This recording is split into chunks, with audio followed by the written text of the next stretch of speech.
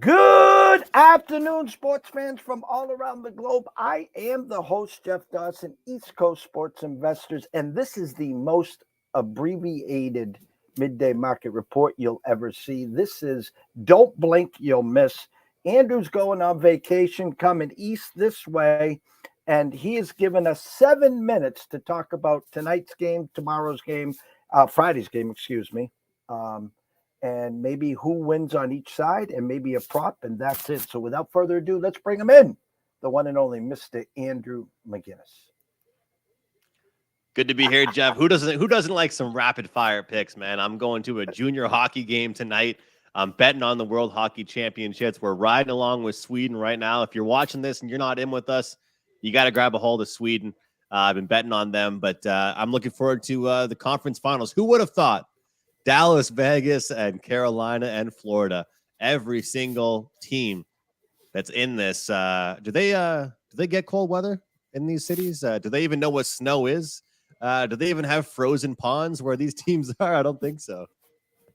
You know, it's insane. I as you know, we had the All Canada Cup and we had the Leafs holding the cup up in 6. Did have a saver on the Oilers and McDavid potentially winning the West and holding the cup up. Both wrong as always. Now I have a vested interest just to twist the knife for the Bruins fans with Cassidy, 4 games away from getting to the cup. Both lines, Canes opened up 140, I saw, and the Panthers plus 120. Some money's come in on the Panther side. You can get the Canes now minus 135, Panthers 115 in the series. And then Vegas, I did see a minus 140 and the Stars plus 120.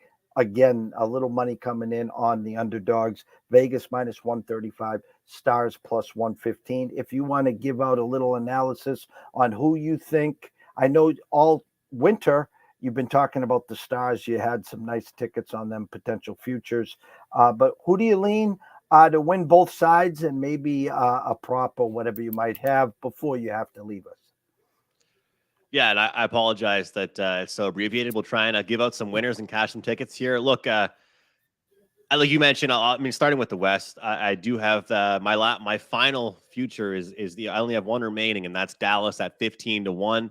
And I do like them, and I think, Jeff, the way that they won Game 7, I think is a really good example for all of us to use as to why they'll be successful. And I understand that people say, you only remember what you saw last. So I'm not trying to sound like Mr. Joe Public here, but the way the Dallas Stars won, the defensive fashion they were able to win it. They didn't win 4-3, didn't win 5-4. They won 2-1. And that was 2-0 for most of the hockey game. And I think that is something that Vegas hasn't seen so far in the playoffs. The Oilers, they might know how to get a 2-0 lead, but they sure as hell did not know how to protect it. When Dallas gets a 2-goal lead, they will protect that like a newborn child. And I think that's really the biggest difference in the series that Vegas is about to play in versus the one they just played in, is that a 2-goal lead meant nothing. If Jake Ottinger's playing even average, I do think that both teams are very, very deep. I think both teams are able to execute 5-on-5. Brissois been pretty good for Vegas as well, but look, I'll give them credit. They're a very deep team, and Vegas is old-fashioned. They've got 2 lines that score and 2 lines that are out there to crash and bang. But I think the defensive hockey and how deep Dallas is puts them over the edge, and I like the price I'm getting on them to win the series there, but I'm going to say it could go 6 or 7. I'll take Dallas to win the series in 7 games, and pretty much using the same philosophy for both series here.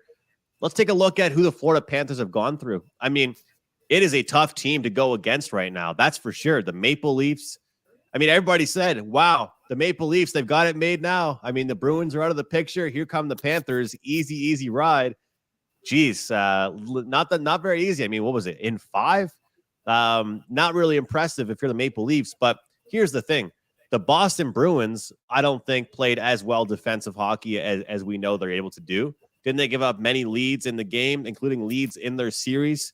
The Maple Leafs, a team that, let's be honest, they weren't great in their own end either. Samsonov gets hurt. Wall came in and played okay, but I do not think that Florida has played a team like Carolina that is just so darn comfortable playing in low-scoring games.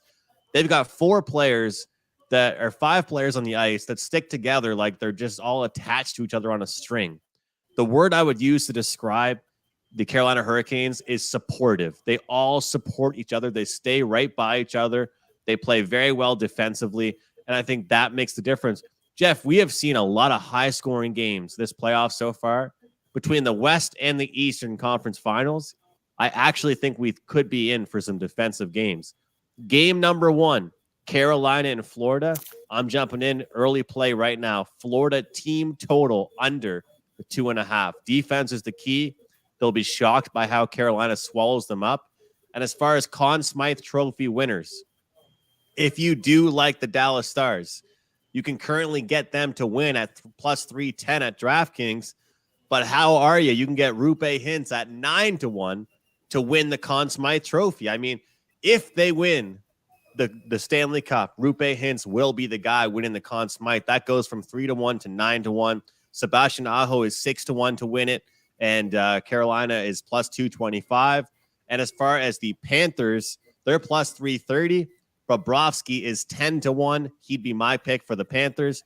And if you are liking the Golden Knights, I would actually look towards Mark Stone at 10-1. Jack Eichel's played very well, but there's still 2 more series to go, and I feel like Mark Stone will step up in a big way. So some Conn Smythe Trophy winners for you, and breaking down those series.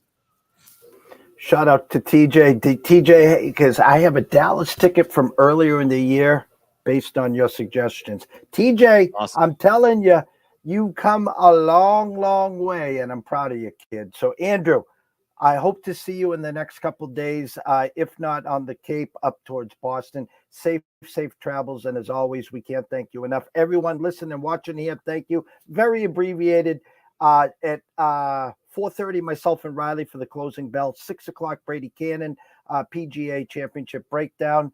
And as always, thank you, everyone, and we will see you soon.